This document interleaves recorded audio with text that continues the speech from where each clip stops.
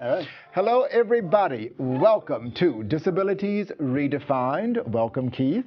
Thank you. We have had some superstars on our show, but we have never had a talk show host before until today.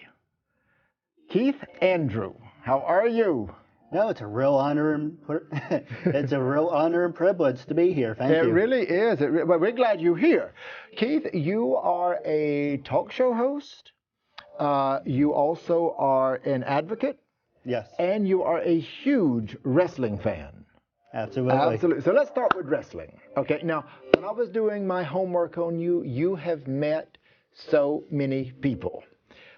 Name some people what was this? Say it. Now, I always get it wrong. WWE. Yes. What does that stand for? World Wrestling Entertainment. World Wrestling Entertainment. Okay, and I saw you on your Instagram page. I was with some of those beautiful blonde women, all of looking like fashion models and the whole 9 yards. How did you meet all these people, and what was the connection there with you? All right. So long story short, when I was 4 years old, my brother, I'm the youngest out of 4 brothers and 1 sister. Okay. So the brother before me was flipping through the channels one day.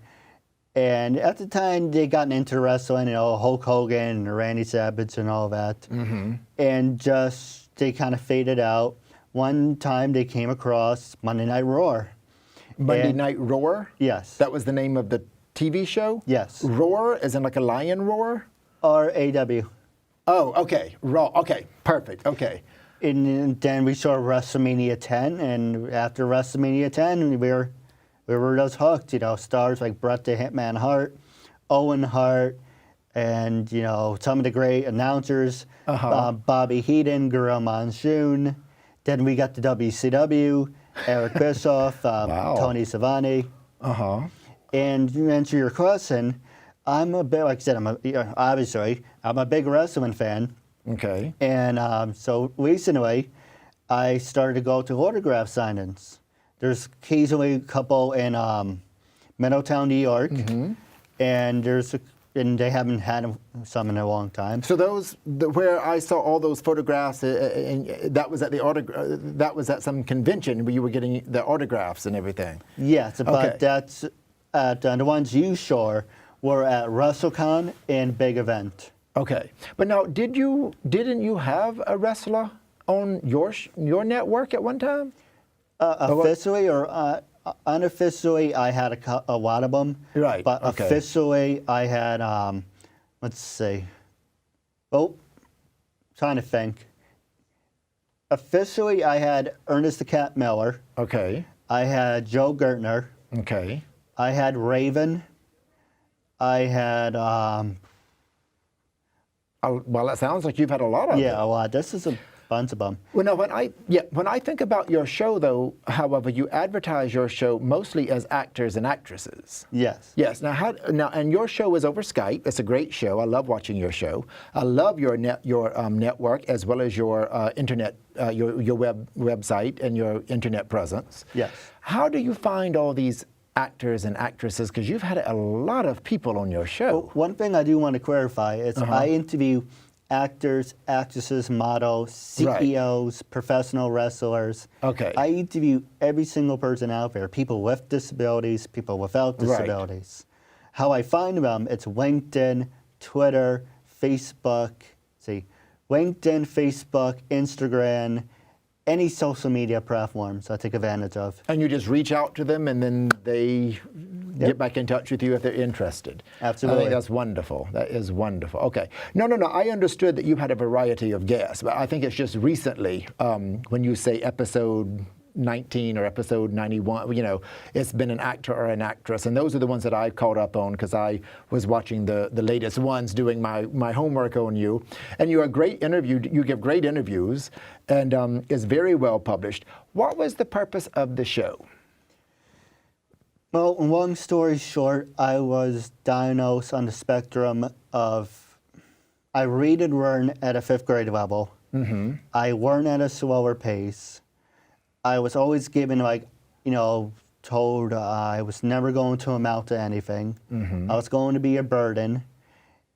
I could never work for the state because I'll give you an example. You have that paper in your hand. He said, okay, we're going to read a script. That's great for you. But for me, I would have to sit there and someone has to read it and explain it to me and go back and forth about 3 or 4 times until it sinks in. Because I weren't at a slower pace, I'm on the spectrum of being retarded. And because of that, I read and learn at a 5th grade level. And I'm kind of in this bubble of saying I'm never going to amount to anything. So what really broke the camel's back was my brother before me. And I said this on all my episodes. We used to sit at the table as a family, as we still do. And it's like, I don't know what to do with my life. I don't know what to do. And my parents were like, go talk to your other brother. He knows people. Go to your sister. She knows people. They can point you in the right direction. What about you? What about you? You piss people off. You learn and read at a 5th grade level. You're not qualified. You piss people off. You don't shut up. Yeah, I have diarrhea in the mouth. I'm on the spectrum of being retarded. Can never go to college. I was never good or qualified. So I said, the hell with it. I'm going to show you.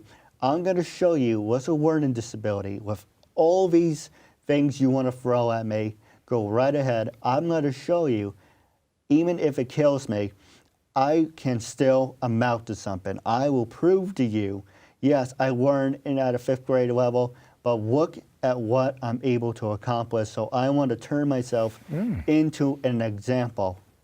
And I think you're doing just that. Absolutely. Absolutely, and that is a very, very good story. Now, I do want to say, when you were diagnosed, because you're still quite young, but when you were diagnosed, that terminology, retarded, we are not really using that. We do want to be politically correct for the entire audience out there. That word is no longer really referred to in, within the learning. I'm on the spectrum of being retarded. Absolutely, yes, absolutely. But anyway, very good story, and you are amounting to a lot. I love your channel. And something that I really do appreciate about you, Keith, is, again, when I was doing my homework on you and reading up, you have quite a few articles out there on you that you have on your website, but also you do a Google search to Keith Andrew, and you're out there. First thing you will mention is, I have a learning disability. And I really do appreciate that. As someone who counsels people who are disabled with learning disabilities and physical disabilities, and also has this talk show, I think it is very important for everybody to see people like you who is doing so well and becoming so successful, and doing it by yourself, because your show was your idea. Yes. It is via Skype. And as you just pointed out, you reach out to these people on your own. So you're doing it all by yourself. Absolutely. So congratulations. Now, what is fan of today? The fan of the day is when I take a picture with somebody. It's like, okay, I'm going to use that as fan of the day. I know you're a big fan of that, and you would love to be on that. I want to be fan. I don't want to be on it. I want to be it. I want to be fan of today. So can I be the fan of today? Sure. Because I know while you're in Manhattan, he's got other things to do. But I'm your first interview. Yes. So I'm fan of today. Somebody else that you're going to later can be fan of tomorrow. What's in the future? What is your ultimate goal, Keith? To give me a perfect example, if you want, I'm so used to looking straight, and I know no one's there. But that's okay. For people out there, when we look out, all we see is lights and a little flickering of numbers or whatever. Right? Is this your first time being in a studio like this? Yes. Yes. Okay. Well, I don't think it's going to be your last. So get a good look out there, see what it looks like, and let's get on with the interview. Absolutely. I hate doing phone interviews. Because my last interview I did, I was like this. Yeah. Yeah. That's interesting. Oh, what's that? Oh, yeah, I'm still here. And I'm walking around the room, and I'm saying stupid things. And I'm like, I shouldn't really be saying that. But then I'm like, I have to be interactive. You have to, touch the person in front of you, or you have to just Be interactive. You want to be interactive. Absolutely. That's why I do Skype videos, because Right. I can see them. I work on my people skills. Right. And then it helps me be a better person. Talking on the phone like, so tell me about yourself. Yeah, well, I grew up in school. Yeah, that's wonderful. Okay. And then I'm like, I can be doing so many other things. And Right. So you want to do a, so to answer the question then, the future, more talk, yes, a talk show. Do you have any, you have a favorite talk show? I don't want to just put you on the spot like this, but do you have a favorite talk show host? I mean, is someone like a major inspiration? For example, I have to disclose things. I thought Joan Rivers, do you remember Joan Rivers? I always thought she was so prepared. I thought she did her research, she knew the guest, and she would bring things out of a guest that other people didn't know. And so she was like an inspiration whenever I had the idea to do this show. And it's funny because she's kind of a Hollywood kind of, and I come from academia. But is there one person that kind of inspires you that does have a talk show that you would like to mention? No, absolutely. There's two of them. If you might not like to stand up for this one. How we're sitting like this is I like to be Bill O'Reilly. Yes. Professional, how I dress. He said dress casually. I'm Right. like, that's not for me, because for me, I want to do something right. When you first meet someone, you get the first 10 seconds, and I do my best, I do my damnedest to make that first impression count. Right. But Good. also at the same time, I like to be, like this. I like to be like Bill Maher, who's funny and who does all these great things, Right. makes jokes. But I try to do a combination of the two. Yes, I want to have George Collins' personality. I want to be sarcastic like Bill Maher. I want to be spontaneous like, bunch of professional wrestlers. That's what I want to do. But at the same time, I want to sit here and be like, that's great and all, but you have to show something else.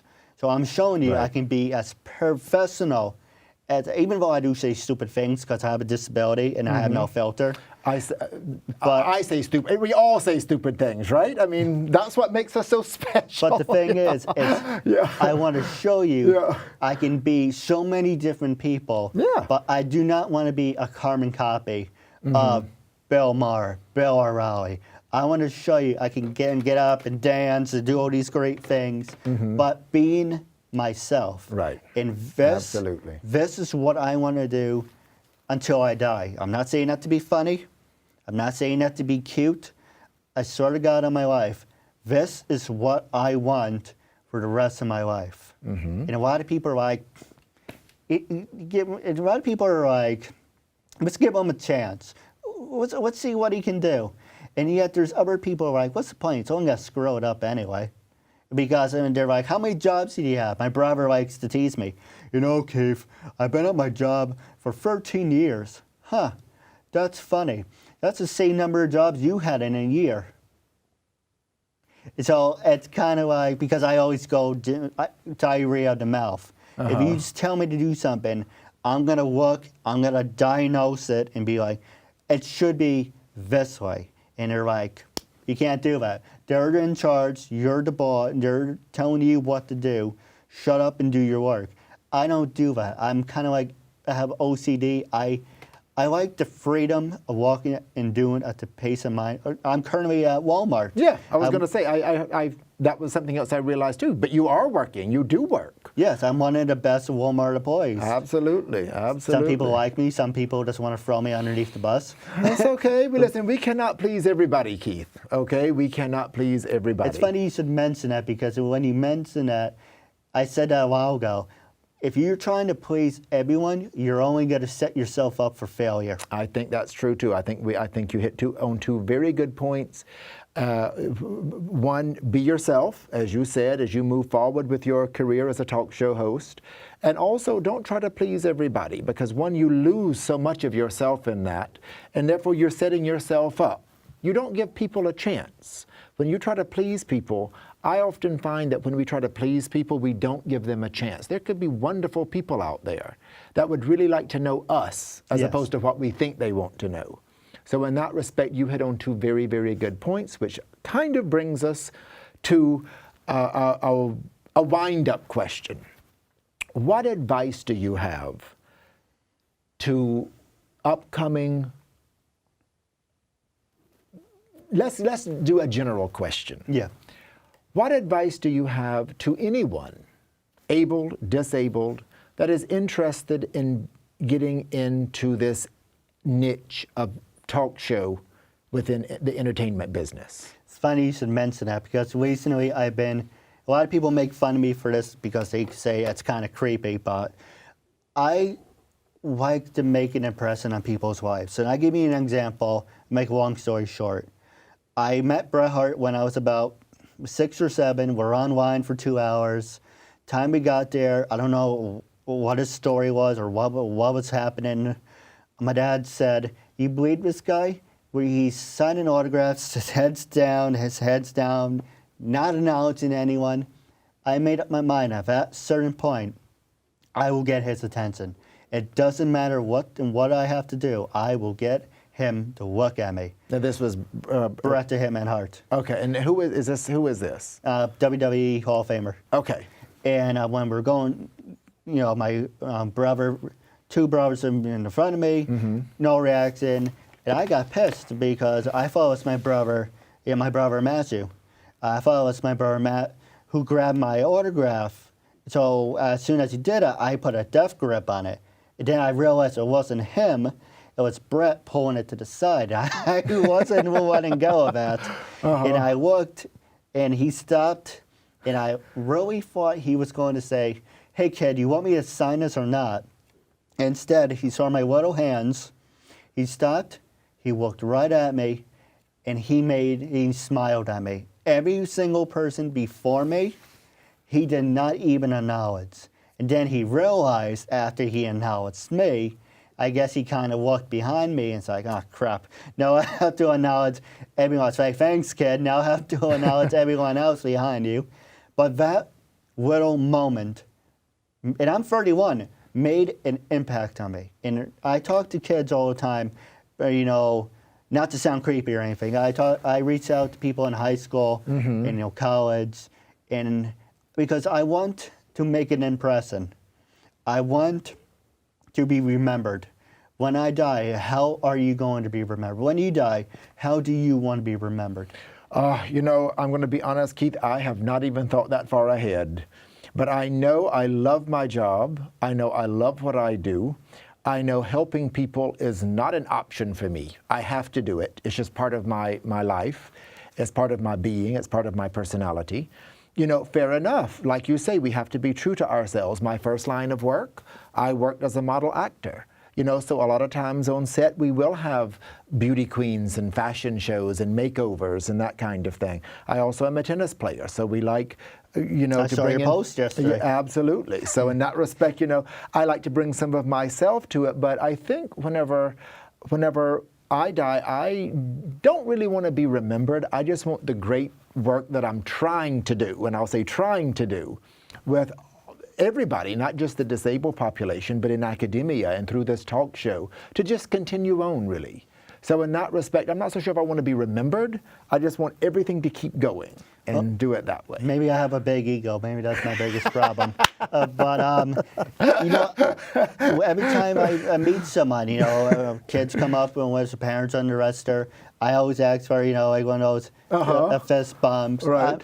I like being friendly. I like making friends. I like being interactive. I want to say, one thing I remembered about Keith was he was really nice to me and he befriended me. I didn't know him for a hole in the wall, but he was nice enough to give me an opportunity. When I approach people to be on my show, they're not A-listers, they're not B-listers. I consider myself, it's funny I should mention that. Actually, I just touched the mic. Yeah, be careful. Sorry about that. You can always edit that. I consider myself a D-lister because I'm showing you, people are like, "Oh, what's the D stand for?" Well, keep it PG.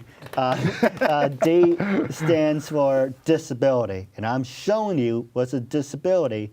I can be a disability player. I'm a D+ player because I give you your real quick answers real fast. Daniel Bryan, former WWE wrestler, current WWE wrestler. People were saying to him, "You're only a B-plus player." And then they did a storyline recently with Kobe Kingston. "You're a B-plus player."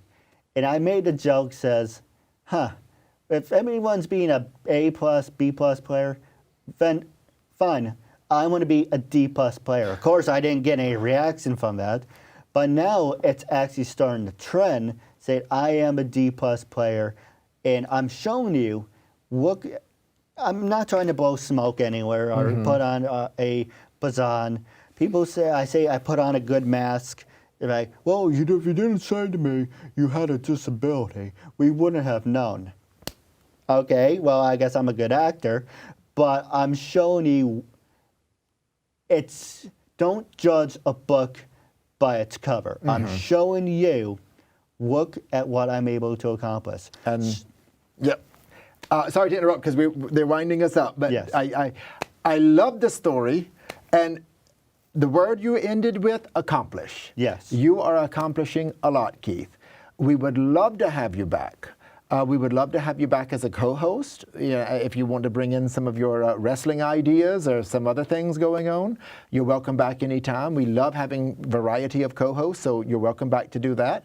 And or just come back and talk about what's going on in your life and how your show has progressed. Would you like to come back in the fall? I would love that. Okay, well, we'll look forward to you then. I appreciate it. Thank you very much. Thank you so much.